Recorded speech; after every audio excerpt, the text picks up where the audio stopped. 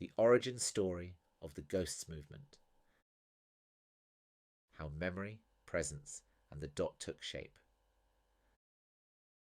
The Ghosts movement didn't arrive all at once. It wasn't launched or planned. It emerged slowly, like a memory surfacing through silence, shaped by lived moments, long walks, quiet questions, and a life that never fully fit the script it was given. Its earliest roots stretched back to my childhood. I was the youngest of 3 children in a home that overflowed with love. Family wasn't just present, it was foundational. We lived in a house where affection hummed in every room. There was laughter, chaos, warmth, and constant connection. That kind of love gave me something rare, a secure backdrop against which I could rebel. And I did. I pushed boundaries, took risks, found freedom in not being watched too closely. But in the fullness of such a busy, loving home, it was also easy to become invisible. When everyone is busy being seen, the quiet ones can slip through the cracks. I learned how to vanish gently, to move between things, to feel what wasn't said. Books became my refuge, but it wasn't easy. I lived with undiagnosed dyslexia, so every page was a climb, every sentence demanded patience. Reading was never fast, never effortless, but that slowness gave me something others missed. Each word carried weight, each pause became a doorway. I lingered in the gaps between phrases, and that space became its own kind of literacy. I didn't just read the words, I lived in the silences around them. Reading became my first portal, a place where I could disappear and return changed, a way to feel what others didn't speak. This opened my imagination and the worlds I would create. I dreamed in smells and saw colours that didn't exist. If something wasn't possible, I imagined it into being. This was my world, my escape, Pedro's playground. At night, I would lie awake, listening to rain on the window, wondering if hot and cold held secret meetings before deciding how warm each raindrop should be. I felt things most people didn't name, the ache beneath beauty, the shimmer behind stillness. I now call that presence, but back then it was simply the way I saw the world. In my mid-teens, something broke open. The darkness came, not the kind that poets write about, but the heavy, unbearable kind that strips you of your sense of belonging. I didn't want to die, not exactly. I just didn't know how to live. What kept me here wasn't therapy or rescue. It was something I now call the Watcher, a still, silent awareness within me that simply stayed. It didn't offer advice, it didn't argue, it just witnessed, even when I couldn't. And somehow, that witnessing became a boundary, a thin but sacred edge between collapse and endurance. I began to develop rituals to protect myself from my own thoughts. I believed, long before I knew the word for it, that thoughts could shape reality, that letting a dark idea linger could give it power. So whenever something unbearable entered my mind, whether it was a vision of pain or loss or self-destruction, I whispered a phrase to myself, always the same. Go away, silly thoughts. I said it softly, but with force, like a spell. Like closing a door I refused to walk through. That phrase became my lifeline, my invisible practice. I was the gatekeeper to my own mind, the watcher behind the watcher. Garbage in, garbage out. If I could spin it first, I could stop it from hurting me. I believed that if I didn't stop the thought, it might come true. If I didn't push it out, it might pull me under. I couldn't afford to entertain it, so I cast it out. Eventually, I gave form to these defences. I imagined creatures in my mind, small, twisting guardians I called spinworms. They reworked the thoughts before they could settle, not erasing them, just altering their shape, making them smaller, softer, less believable.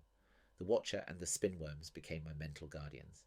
Together they helped me stay. This was my firewall. In my late teens, I became involved in Amway, a business network that, at the time, was known as much for its self-development culture as for its product sales.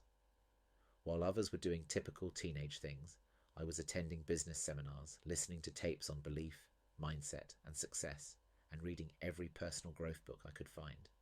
It was a world of optimism and performance, where people were taught to visualize big futures and speak with conviction. For a time, I lived inside that world. It gave me structure, language, and energy.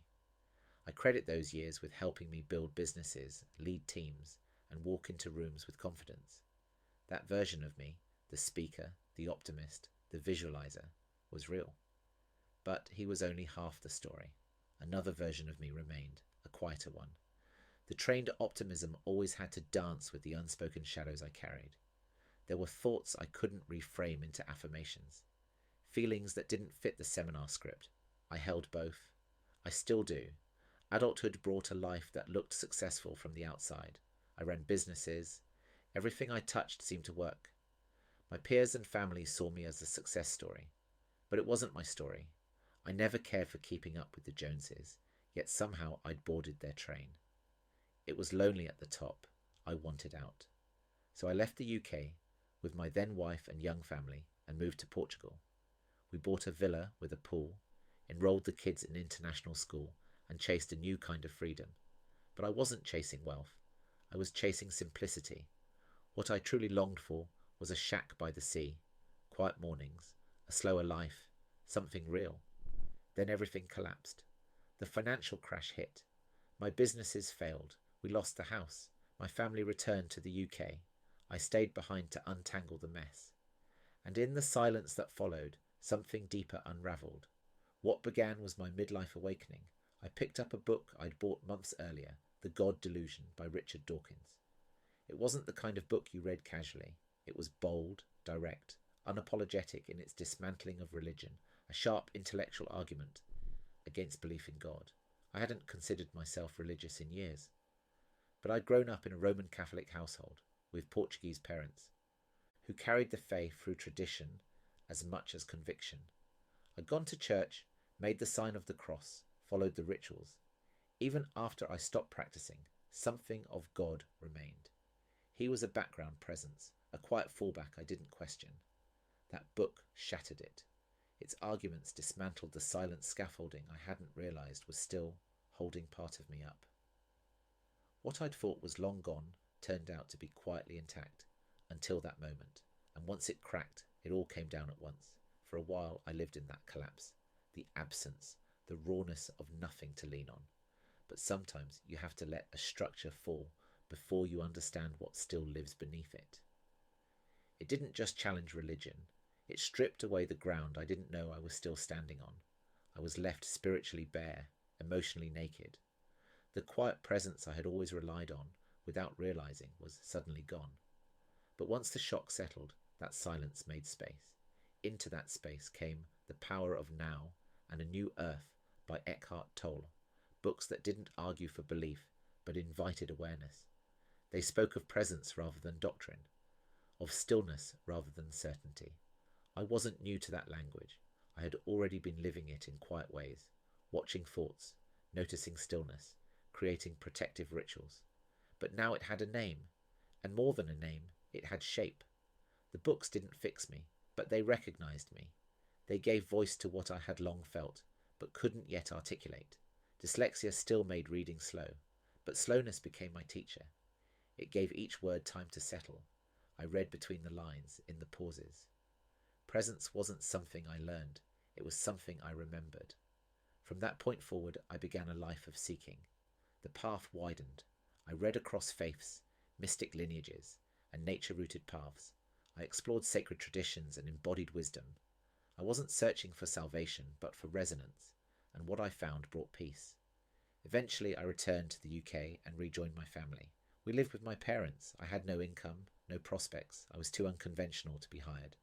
So I created something of my own. I called it It Might Never Happen. It was my way of giving back. I help people write their life stories, not for fame, but for their family. There's an African proverb: when a person dies, a whole library disappears. My task was to help keep those libraries open. I also supported people as they downsized after grief, illness, or major life transitions, sometimes from a large family home to a single room in a care home. My process was gentle. I offered presence. I listened. I asked the kinds of questions that helped memory rise slowly to the surface. What mattered wasn't just the facts, but the feeling behind them, the scent of a kitchen, the echo of a voice, the moment someone felt truly seen. I began to notice something. People held on to objects not for their function, but for the story they carried. A scarf, a cassette, a cracked mug, and I saw that when the story was told, the object could be released. When the memory was honoured, the weight could lift. That was the seed of the Ghosts movement. I began to see that memory wasn't just held, it was transmitted, and very few of us had ever been shown how. The whispers of the Ghosts Manifesto had been with me for some time, but in the years leading up to pandemic, they began to take clearer shape. A rhythm formed in the background, and when the world slowed, I finally had space to meet it. Not from sorrow, but from stillness, a quiet readiness, the kind that comes after wounds begin to heal. The spin worms began to rest. I no longer feared the dark. It had already shaped me. The Ghosts Manifesto didn't arrive as instruction. It arrived as remembering. Around it, a trilogy of books began to form, one for the past, one for the present, and one for the echo still calling from the future. They weren't written to teach. They were written to help people feel, to witness, to hold memory and presence. The weekly reflections followed. What had whispered began to hum. What had stirred began to settle. Some parts of the movement came from long ago. Others only revealed themselves through the act of writing. But it has always walked beside me. Today, Ghosts walks beside all ways of living, across beliefs, traditions, and quiet ways of knowing. It doesn't aim to replace. It aims to accompany. It finds its place inside whatever life you're already living. Not by changing it, but by quietly threading presence through it. It honours memory. It honours grief. It honours love. It holds both light and shadow, not as opposites, but as co-guardians of what I call the dot, the origin point where memory and presence meet. And maybe that's why the Ghosts movement moves the way it does, slowly, thoughtfully, in gaps and pauses, like the way I learned to read. Not fast, not efficiently, but with feeling. Because when you live in the space between words, you begin to notice what others miss. Stillness takes many forms. It lives in the hush of ritual and the clatter of dishes, in the rush of school runs, in tired evenings and unspoken gestures. Ghosts is in the mess as much as the sacred.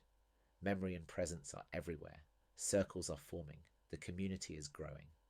My role is to step aside and let ghosts grow beyond me. This was never mine to own. I simply wrote down what we've always known, that memory leaves a trace, that presence asks nothing of us but to be here as we are, and that sometimes the quietest truths live inside us, even when the world around us is loud. And it was Crystal, my now wife, along with our young, growing family and our 3 cats, who first encouraged me to give it shape. For years, the movement had lived in my head, unspoken, unwritten, circling in thought. She believed in the rhythm and message of the movement before either had a name. Her quiet knowing gave Ghosts its first breath. Without her, it might still be buried. Without her, I might never have put pen to paper. This is the Ghosts movement. Not as an idea, but as a rhythm, a return, a quiet remembering.